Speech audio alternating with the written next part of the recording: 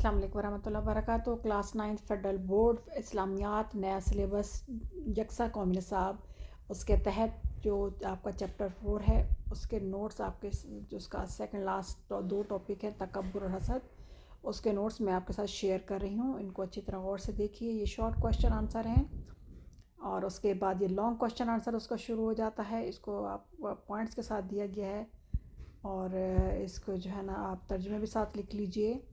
Class 9 federal board national book क्या कहते हैं नया कौमी निसाब जो है यकसा उसके लिए इस्लामियात के तहत क्लास 9 का ये लॉन्ग क्वेश्चन तकब्बुर का, ये उसके टाइप्स आप हेडिंग के साथ लिखेंगे तो इंशाल्लाह ताला आपके पूरे नंबर आएंगे।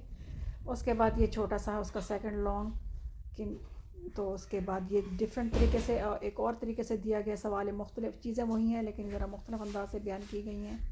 ये जो पहले क्वेश्चन था उसी को डिफरेंट अंदाज से बयान किए गए हैं ताकि ज़रा डिटेल के साथ, क्योंकि पंजाब वाले डिटेल के साथ लिखते होते हैं और फेडरल बोर्ड वाला थोड़ा सा कम लिखना पड़ता है क्योंकि उनके पास जो है ना वो जगह स्पेस कम होती है। तो लेकिन आप उसमें से पॉइंट्स ले सकते हैं और इसके बाद आयतें भी ले सकते हैं और उसके तराजीम भी ले सकते हैं।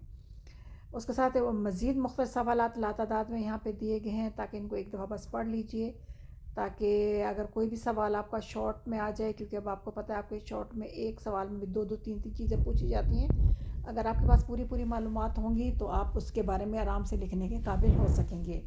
और वैसे भी अब चॉइस ख़त्म कर दी गई है इस्लामियात में भी, और जो है ना या का लफ्ज़ इस्तेमाल किए गए दो शॉर्ट क्वेश्चन आंसर में, तो इसलिए अगर आपको सारे अगर शॉर्ट क्वेश्चन आंसर आपने पढ़े होंगे तो इंशाल्लाह ताला आपको कोई भी मसला पेश नहीं आएगा।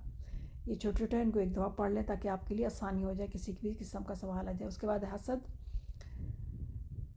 इसको भी देख लें। ये इसके शॉर्ट क्वेश्चन आंसर एक्सरसाइज के हैं और वो जो है उनको दिया गया है। और उसके बाद ये भी नेक्स्ट थर्ड जो है ना फिर ये फोर्थ हो जाता है आपका शॉर्ट क्वेश्चन आंसर। ये एक तरीके से दिए गए हैं। हसद की दो वजूहात बयान करें, फिर सुन्नत नबी सल्लल्लाहु अलैहि वसल्लम की रोशनी में हसद से बचने का तरीका, फिर ये मुफस्सल जवाब है आपका। इसमें से देख लीजिए और इसके बाद थोड़ी देर फिर आएगा, उसमें भी डिटेल के साथ सब जवाब आते हैं तो आप वहाँ से पॉइंट लेना चाहें तो आप ले सकते हैं। हेडिंग के साथ है, जितना हेडिंग के साथ लिखेंगे उतना आपका जो है ना वो प्रेजेंटेशन आपकी बहुत अच्छी हो जाएगी इंशाल्लाह ताला। उसके बाद अब आपके ये हसद से बचने के लिए सुन्नत के लिए सुन्नत तरीका, और इसमें ये डिफरेंट नोट्स हैं, इनको भी आप देख लीजिए।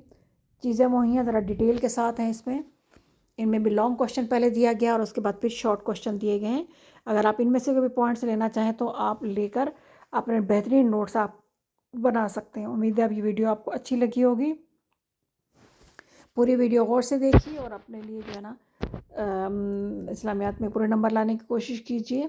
इंशाल्लाह ताला बहुत जल्द MCQs भी अपलोड करना शुरू कर दूँगी।